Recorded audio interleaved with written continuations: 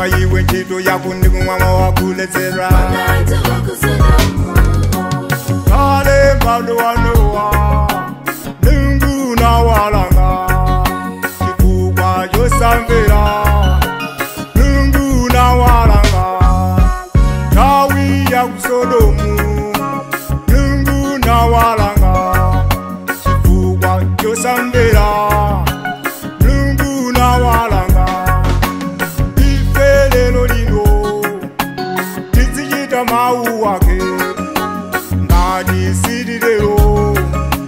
Mulungu dzatilanga. Ine ndiwoyimba ndimatumikira Mulungu. Ine ndiwoyimba ndimatumikira Mulungu. Oma iwe ntchito yako ndi kumwamo wakuledzera. Oma iwe ntchito yako ndi kumwamo wakuledzera.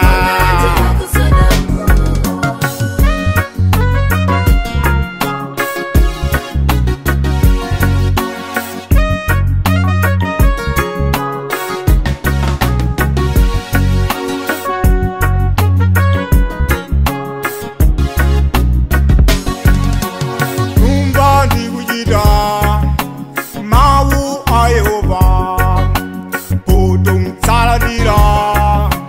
Tsiku likubwera nyumba za lero iwe wagonamo ngati msiulapa nditumtsalangidwa.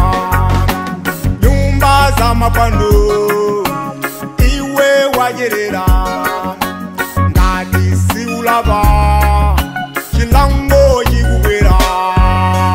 Ine ndiwoyimba ndimatumikira Mulungu. Ine ndiwoyimba ndimatumikira Mulungu. Oma iwe ntchito yako ndi kumwamo wakuledzera. Oma iwe ntchito yako ndi kumwamo wakuledzera.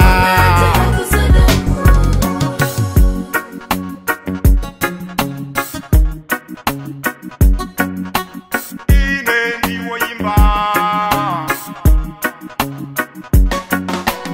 Oma iwe ntchito yako ndi kumwamo wakuledzera.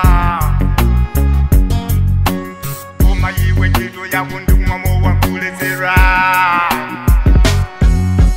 Ine ndiwoyimba ndimatumikira Mulungu.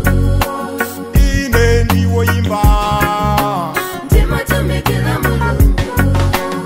Oma iwe ntchito yako ndi kumwamo wakuledzera.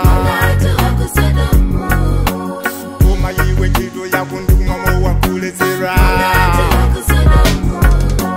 Ine ndiwoyimba ndimatumikira Mulungu.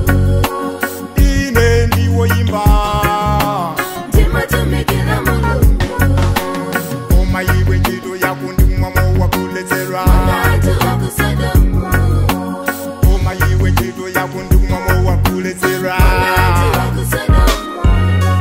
Ine ndiwoyimba ndimatumikira Mulungu.